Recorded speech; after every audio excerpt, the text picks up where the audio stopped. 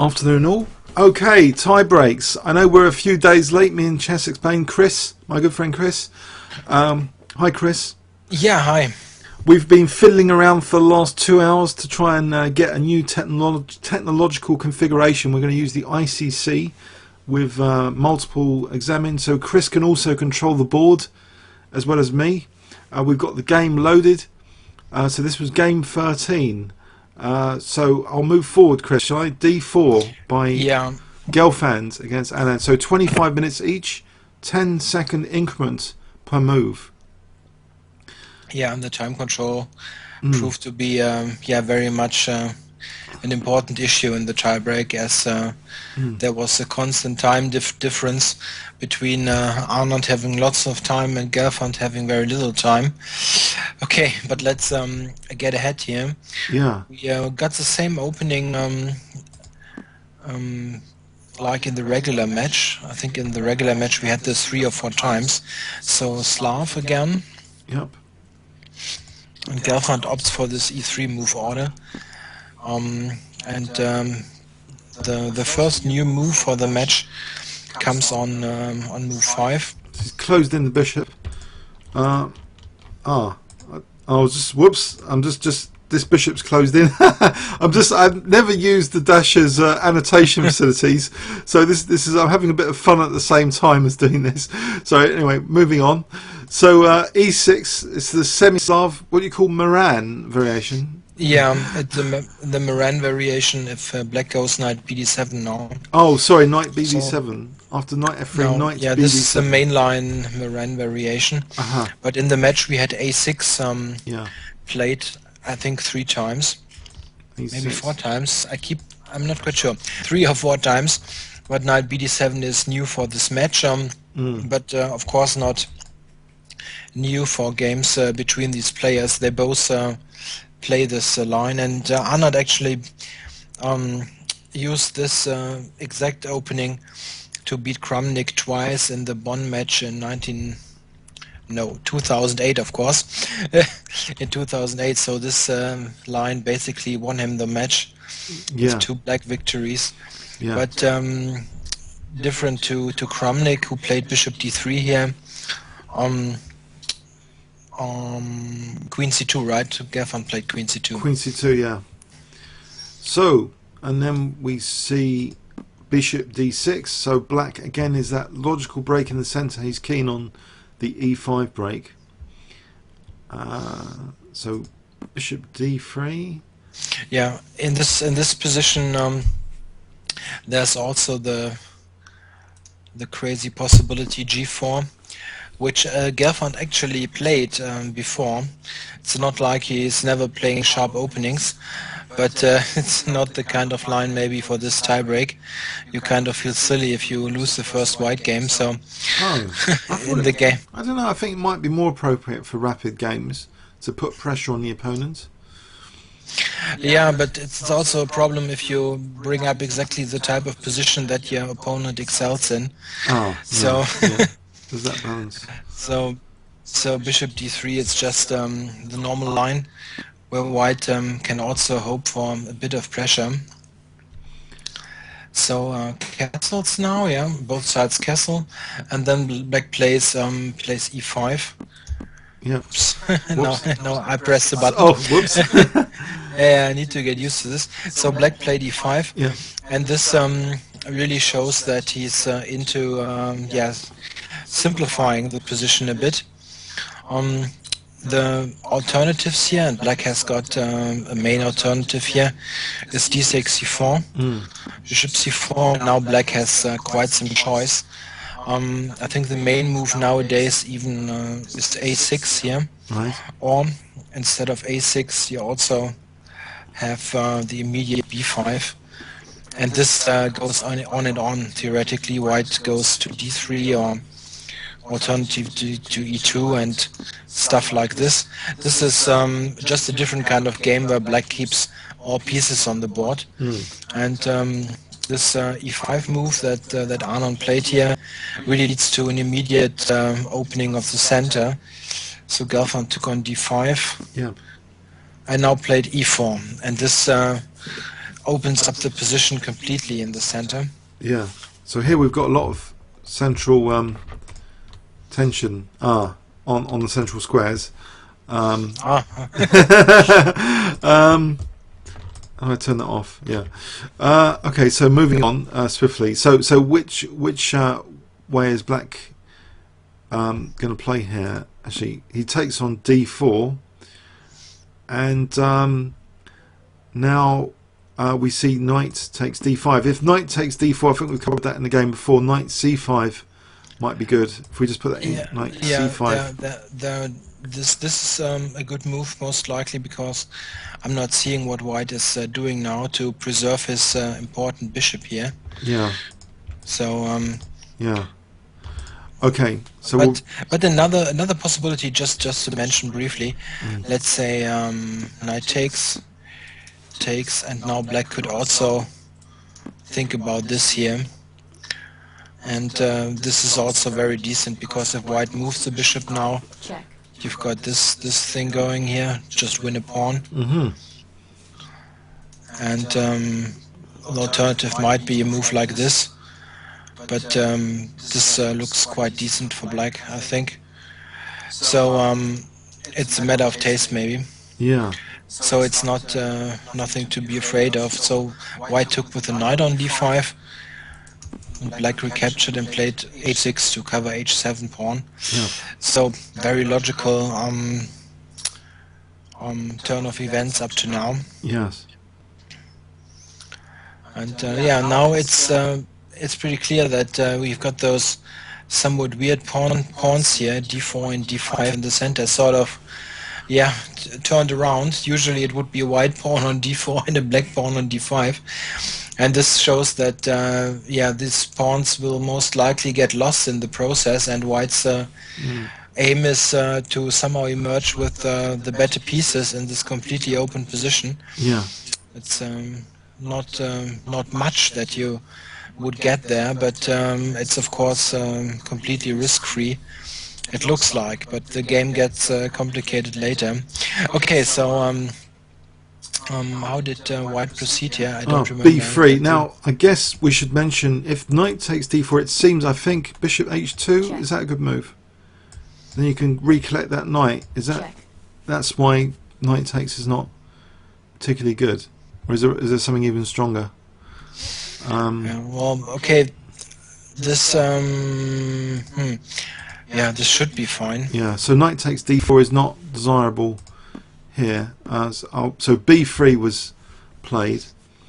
Yeah, White tries to win the pawn back with his bishop. And also this bishop doesn't have a good square. It could go to d2, but this would really don't help at all with gaining the pawn back. So this just attacks to d4 and will help to restore material equality later. Yep. And well, Black's moves are also quite natural. I think he played knight f6, yeah, or rook e8. Okay, so Knight F6. Sorry, Knight E5 was played. Ah, knight e5 you played. Okay, sorry. So hitting that very valuable bishop. So prompting White to have to do something about that. Knight takes D3. So what White plays was actually Knight takes E5 here. And after bishop takes E5, Black might have to be careful in some variations now about F4 to attack that bishop. But for the moment, he plays Rook E1. Okay, so Rook E1. Then we saw Rook E8.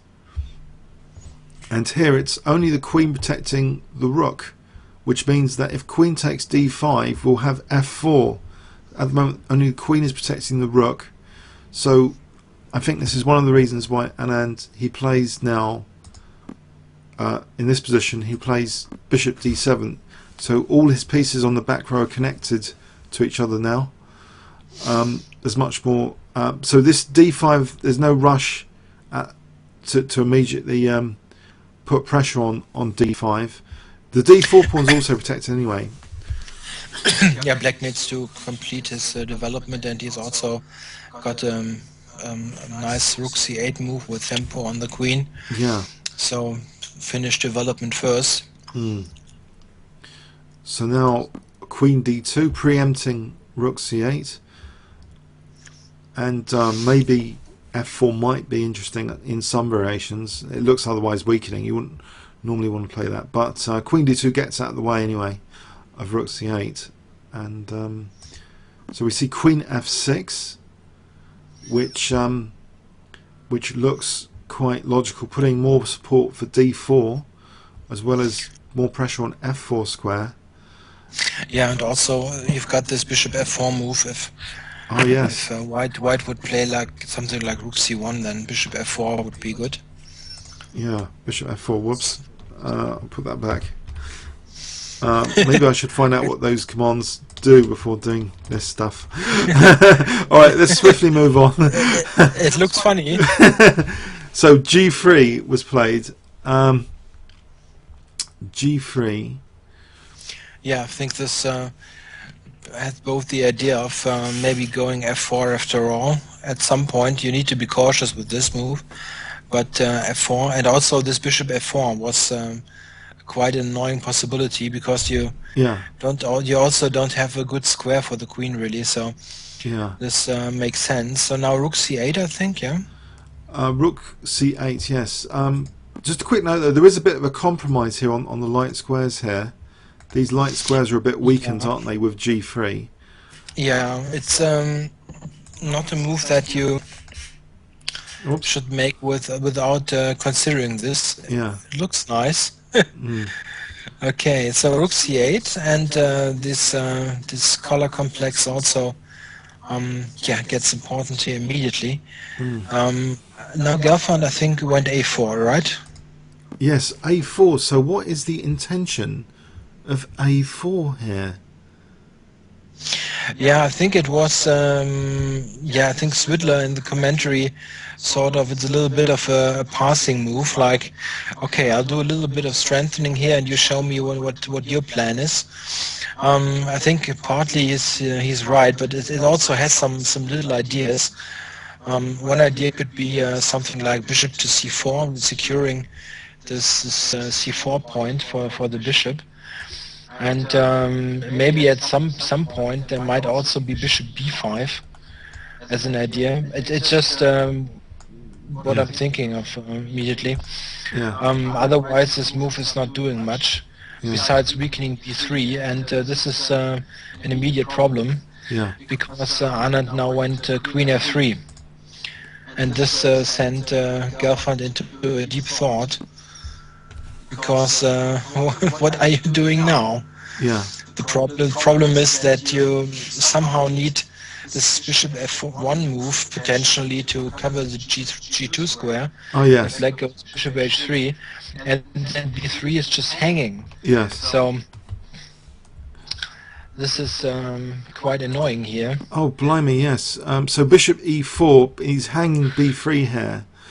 So in this position, if black is allowed bishop h3 and forces bishop f1, then so if well, it's not black's move, but say this, then bishop h3, bishop f1. Well, you could take and then just take on b3.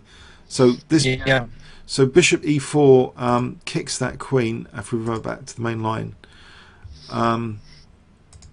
kicks that queen. Yeah, he tries to avoid this kind of line and tries to stay active here. But he's sacrificing b3. Yeah, and this wasn't intended when he played a4. Yes. You could really spot that he overlooked queen f3, or not the move itself, but the consequences he maybe didn't assess correctly. So yeah, Anand now grabbed on b3 and is a pawn up.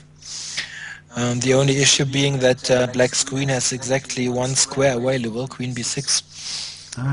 So this is a bit of a dramatic point in the game already. That Anand, the current world champion, he's won a pawn. He's notorious for being one of the best rapid players. So this is a dangerous situation. So can white generate compensation? And black's also, no, he's not. Is he threatening anything apart from that? He's just cheekily won a pawn, and if the queen gets back to safety, it's going to be really bad. So this next move exposes a potential discovered attack where bishop takes d4 on that queen. Yeah, I think black wasn't threatening anything in particular. Hmm. Yeah, maybe queen b6 and back with just Hmm. keeping the pawn. But this rook to b1 immediately, yeah, sharpened this position immensely, because now white, yeah, just intends to get d4 back, and is close to also catching the queen. Hmm. So it gets very tactical now, and I think didn't Vishy take on g3 now? So in this position, bishop takes g3. Yes, exposing an attack on this bishop. Rook takes e4. If this is routinely captured, rook takes e4. That would be unpleasant. So this is a very dramatic position. Now, after bishop takes g3, so white has a few choices. Can I get rid of this arrow? No. Okay, let's just see what white plays here. Rook a3 in this position. So he's got his bishop hanging on e4, but black's bishop is ready to be taken on g3. But in this position, okay, so black here with his queen attacked plays queen b6. Yeah, it's quite a funny position, yeah. Like all kinds of stuff is hanging. G3 is hanging, and E4 also. Yeah. And we've got a little bit of a tactical sequence now. I think he took on D4 now, yeah. Right, so taking on d4 with the bishop protecting that rook, so the queen is double attacked. And if it just moves, then maybe rook takes g3 is really dangerous, coordinating an attack on g7 here. Which, yeah, I think if you compare it to the game in which Anand took on h2, yes,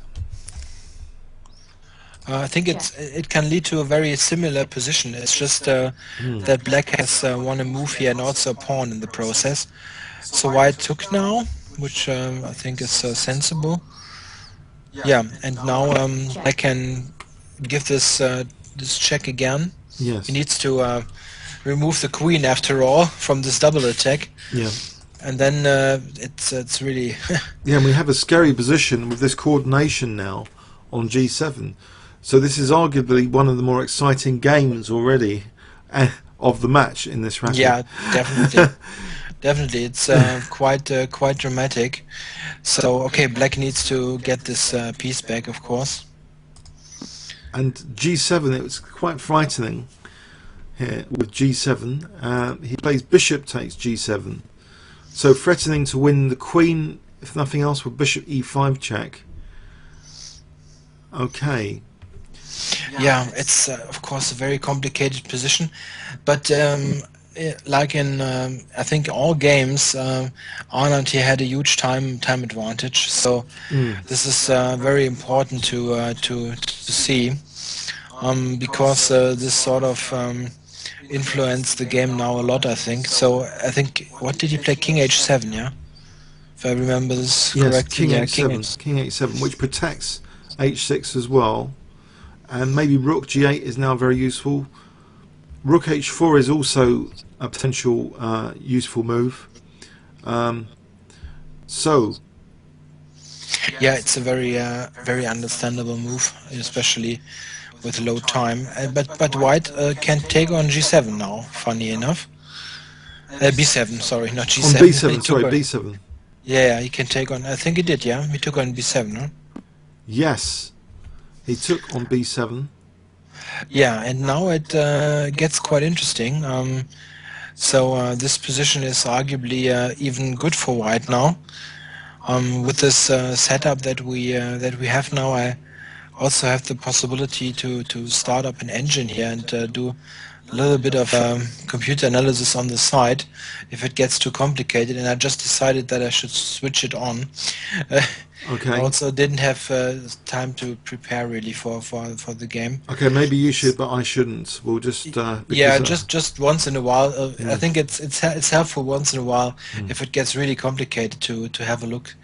But you shouldn't let the the engine do the thinking all the time. It doesn't help, but once in a while it's good to double check what you're seeing yourself.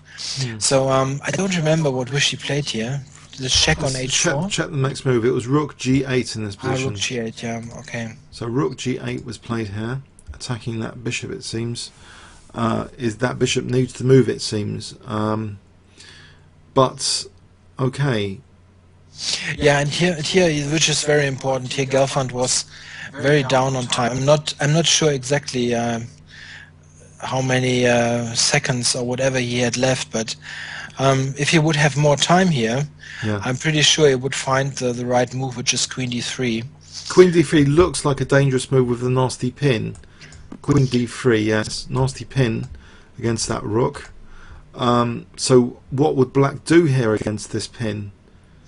Yeah, it's fairly complicated. Black could, of course, play something like F5, like protecting this with a pawn, but this is very dangerous. A move like Bishop B2 is quite dangerous here. Bishop B2?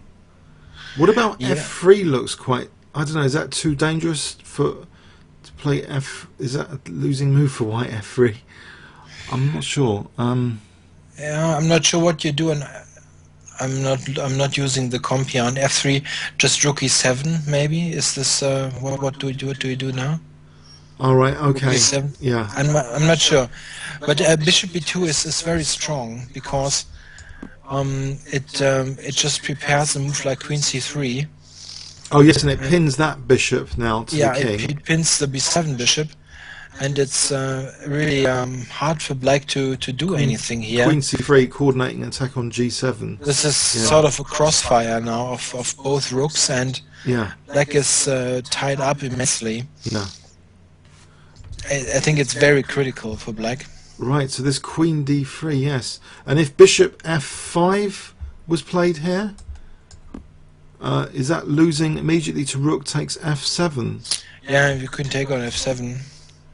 What about the check? Rook H4 check? Check. It gets very complicated because there's Bishop E5 after all this.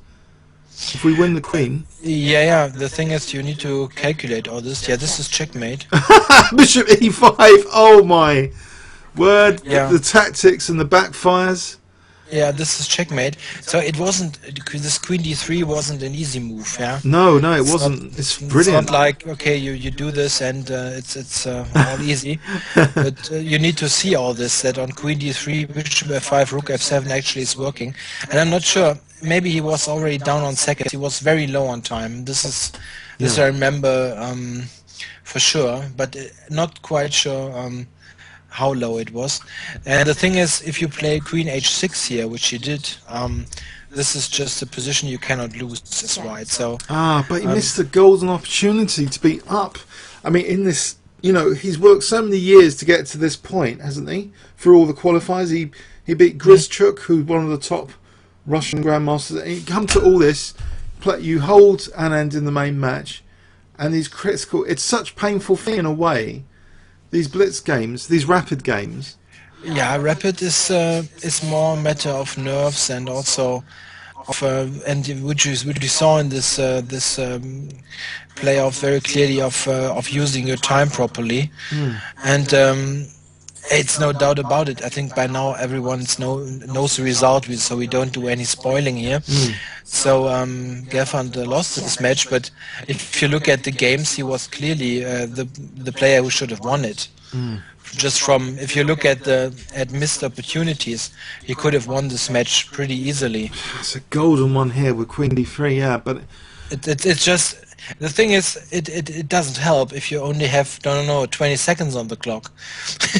So, but it seems almost accidental that he dropped B3, but it gave him this huge rook later on the 7th rank, of course, exerting influence. That's crazy. It's very random. It's very random, and I was also quite surprised how quickly this quiet type of maneuvering game turned into this this crazy position. So just to wrap it up, after Queen H6 we have a mass exchange here, and at the end there's just nothing left. Yeah, oh my word. So just Rook Bishop versus Rook. Bishop c8. Bishop c8 is an important move. Yeah, just it's important. If Black would capture immediately on h6, he would need to defend something, a rook endgame with pawn down, because Yeah. now a7 is actually hanging. So Yeah. White would have an extra pawn, Yeah. and Bishop c8 is just a better move, which avoids all kinds of unpleasant stuff. Yeah. Because now White has no choice. He needs to attack the bishop himself. The rook c7 or rook b8. I'm not sure. Rook c7, I think. So the rook's kicked off that 7th rank. So it's not automatically double attacking these two pawns. Yeah. So now king takes, rook takes on c8, and rook takes a4. Yeah. And it's just dead. So Black doesn't have Black isn't a pawn down simply, and can easily stop the d-pawn with his king and rook combined. So it's just a dead position. So yes, this was a big opportunity coming up, sort of out of the blue, for Gelfand with this queen d3 move. Before actually it was equal, but it isn't easy to play, of course. So Anand, can't really blame Anand in that he got into this this position. It's was very complicated. And he also said in the press conference, if we were quickly back to this position, rook takes b7, he said in the press conference that he had seen this move, but he couldn't believe it would work. So yeah, he sort of relied upon this move not working, and now Black is already in some trouble, I think. Especially in rapid. You don't have they didn't have the possibility to think for 10 minutes at some point. This would have certainly helped in this position. So it's kind of a missed opportunity. Let's do a quick overview and summary. So we see a repeat of the Slav from the main match, but with knight bd7 instead of a6, which Anand is very experienced with. But now we saw queen c2 instead of Kramnik type bishop d3, and then Black breaking in the center quickly with e5. Just a second. I don't see the board at the moment. I see the board with rook takes b7. Oh, sorry. I'll go back on the main control. Sorry. Do you see the board now? Yeah, I do. It's sorry. Not. Pardon I know me. the game, I used the wrong Oh. controller buttons. Pardon me. Okay. So sorry. Just to recap. So we saw a repeat of the Slav with queen c2 now. Black breaking in the center with this quick e5. And e4 mass tension in the center. And after knight takes d5, a pile up on the d file, a bit reminiscent of one of the match games where there was everything on the d file. But here we saw now b3. If knight d4, there might have been bishop takes h2 and then queen h4. So actually knight e5 now, which makes the bishop is automatically protecting d4, and that protection is now increased soon with queen f6 here, protecting the bishop, protecting d4 more. So both pawns in the opposing territory are not subject to immediate capture for a while. Instead we see g3, which looks a bit controversial, weakening these squares around the king. But now a4, which looks even more perhaps controversial in the light of Black's next move, which not only attacks crudely these weaknesses created by g3 with crude threats like bishop h3, but they're effective because if the bishop moved back, then queen takes b3, seemingly just clear pawn up. But in the game, Black seemed to go almost a clear pawn up anyway after bishop e4. The bishop more aggressive on e4 rather than f1 though. So this is now a gambit situation. So what has Black got? What has White got for this gambited b3 pawn? There's a lot of chasing that can be done now against this queen. Very hard to tell. If you look at it now, it's very hard to tell what was Black doing wrong here, because he sort of got into trouble, but you would think he's a clear pawn up. I thought this as well. So maybe I'm not quite sure what he did wrong there. Yeah, Yeah, hard to tell. Really hard to tell. It looked very yeah, very logical in a way. maybe a Well, safe move is Queen B6 because Bishop D4 you've got Queen D4, but instead he plays Bishop G3 here. Maybe Queen B6 might be an alternative to what was played. So Bishop G3 really enters even more complications, doesn't it? yeah, this is really the kind of show me move. Because actually there is this threat of Rook A3 as well. So Bishop G3 is going into this. Queen B6, and I wonder, why can't the Queen return back to F6? I don't know. Do you see any major thing for White here? Yeah, I think Bishop A. My idea would be Bishop A3 here. B7 is an issue. Ah, So just an idea, yeah, but yeah.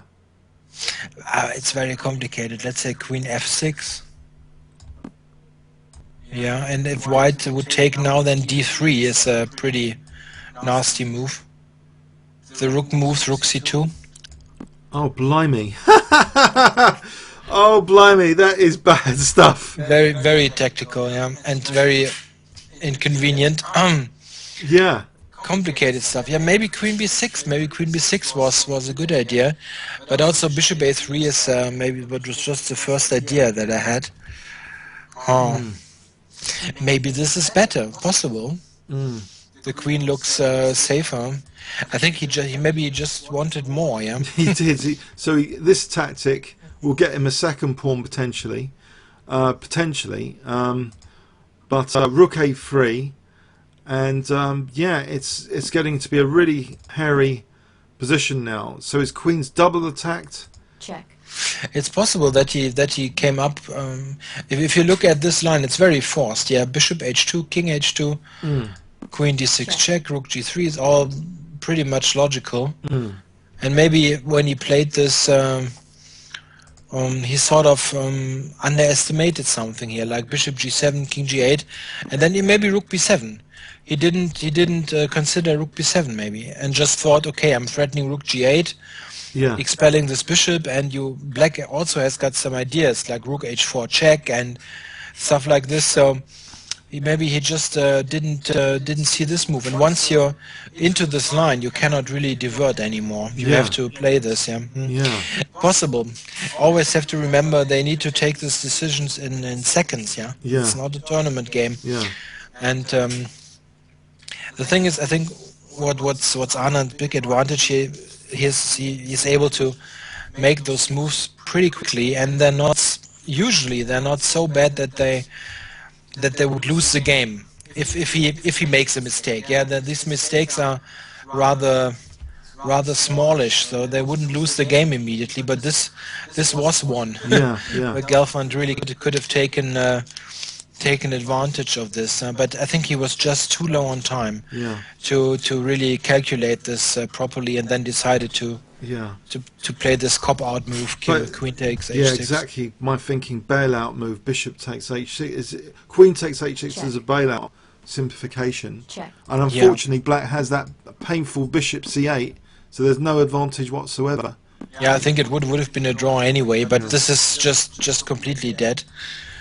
And yeah, it was really an exciting game. Yes. Very, yeah, at times I know there are times when I just think, okay, those classical tournament games are pretty nice, but isn't Rapid just more fun to watch? Well, it's I am- very often the case now. I'm biased. My ECF Rapid puts me in the top 60, I think, with 209, and I might be going up. I really like Rapid, but it's not with increment. So this is more casual Rapid with the 10-second increment. Yeah, good.